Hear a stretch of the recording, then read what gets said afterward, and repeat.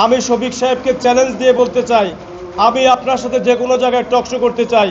আপনি যদি মনে করেন যে আপনি আমার সাথে টকশো করবেন, I am ready for this. Shafiq সাহেবের কাছে আমার প্রশ্ন, আপনি যদি আপনার যে চেয়ারটা সেটাও কোনো বিদেশিদেরকে দিয়ে দেন না। চট্টগ্রাম বন্দরের সিদ্ধান্ত নেওয়ার ক্ষমতা কেবল চট্টগ্রাম বন্দরের, আপনার নয়।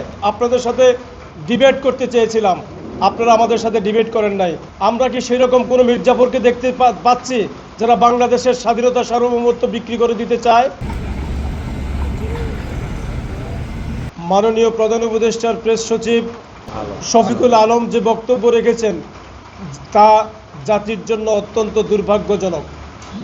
তিনি বলেছেন যে চট্টগ্রাম বন্দরকে আমরা বিদেশিদের হাতে দিচ্ছি না, শুধুমাত্র কি করার জন্য, ম্যানেজ করার জন্য তিনি বিদেশিদেরকে, আমরা বিদেশিদের হাতে চট্টগ্রাম একটা টার্মিনালকে দিচ্ছি।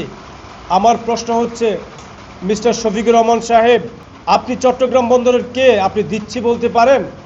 আপনি কোনো অবস্থাতেই চট্টগ্রাম বন্দরের টার্মিনাল ম্যানেজমেন্ট করার জন্য বিদেশিদেরকে দিচ্ছি এই কথা আপনি বলতে পারেন না। কেননা চট্টগ্রাম বন্দর একটি অটোনোমাস বডি, চট্টগ্রাম বন্দর একটি স্বায়ত্তশাসিত প্রতিষ্ঠান।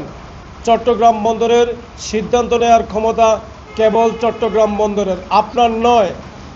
আমরা দেখেছি ইতিপূর্বে আপনি অতি উৎসাহ দেখিয়েছেন চট্টগ্রাম বন্দরকে নিয়ে।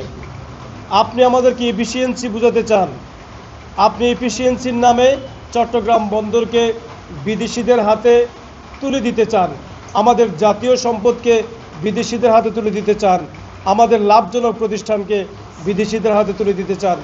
আমার প্রশ্ন হচ্ছে আজকে সাংবাদিকদের মাধ্যমে আপনার কাছে, যদি বিনিয়োগ করে কোনো প্রতিষ্ঠানকে লাভজনক করতে হয় তাহলে দীর্ঘদিন থেকে পায়রা বন্দর টানা সপ্তমবারের মতো বেস্ট টিস্যু পেপার ব্র্যান্ড হিসেবে স্বীকৃতি পেয়েছে বসুন্ধরা টিস্যু। চট্টগ্রাম বন্দরের হাজার হাজার কোটি টাকা দিয়ে নির্মিত হয়েছিল এই চট্টগ্রাম পায়রা বন্দর কর্তৃপক্ষ, কিন্তু পায়রা বন্দর আজকে পর্যন্ত একটি ইউজ কন্টেনার তারা হ্যান্ডলিং করতে পারে নাই। অধিকন্তু এখনও পর্যন্ত কোনো কার্গো জাহাজ তারা চট্টগ্রাম পায়রা বন্দরে ভেড়াতে পারে নাই। তাহলে আপনার চোখ কি ওদিকে যেতে পারতো না? আপনার বিনিয়োগকে ওদিকে আসার জন্য আপনি উৎসাহিত করতে পারতেন না? আপনি করেননি। তা না করে বাংলাদেশের একমাত্র লাভজনক পোর্ট চট্টগ্রাম বন্দরকে নিয়ে আপনারা নানা ধরনের ষড়যন্ত্র করছেন, যা দুর্ভাগ্যজনক।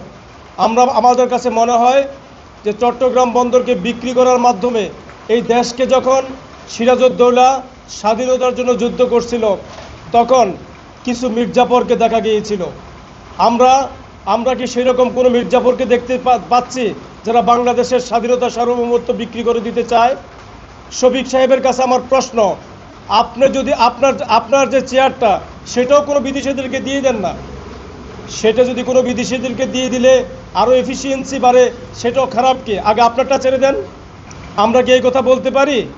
বলতে পারি না, কিন্তু আপনারা আমাদেরকে বলতে বাধ্য করছেন। বাংলাদেশের সরকার প্রধান বিদেশি হলে ভালো হইতো, চায়নার প্রধানমন্ত্রী বাংলাদেশে আসলে ভালো হইতো, দেশের উন্নতি হইতো, দেশে বিজ্ঞানী বেড়ে যেত। তাই বলে কি আমরা স্বাধীনতা সার্বভৌমত্ব বিক্রি করে দিয়ে আমরা কি অন্য দেশ থেকে প্রধানমন্ত্রী হায়ার করব? প্রশ্নই আসে না। তাহলে কারণ আমরা বিবেকবান, আমরা বিবেকপ্রসূত কথা বলতে পছন্দ করি। সেখানে গত 19 সাল থেকে 23-24 সাল পর্যন্ত চট্টগ্রাম বন্দরের সিসিটি এনসিটি প্রতি বছরই কমপক্ষে 10%, সর্বোচ্চ 15% তাদের সক্ষমতার চেয়ে বেশি কন্টেনার হ্যান্ডলিং করেছে, অর্থ আয় করেছে। সেই প্রতিষ্ঠানকে আপনারা বিদেশিদের হাতে তুলে দেওয়ার জন্য আজকে উঠে পড়ে লেগেছেন। আমরা আপনাদের সাথে ডিবেট করতে চেয়েছিলাম, আপনারা আমাদের সাথে ডিবেট করেন নাই। ডিবেটের নামে কিছু দালাল সৃষ্টি করে আপনারা ডিবেটের পরিবেশকে নষ্ট করেছেন। আমি শফিক সাহেবকে চ্যালেঞ্জ দিয়ে বলতে চাই, আমি আপনার সাথে যে কোনো জায়গায় টকশো করতে চাই। আপনি যদি মনে করেন যে আপনি আমার সাথে টকশো করবেন, I am ready for this.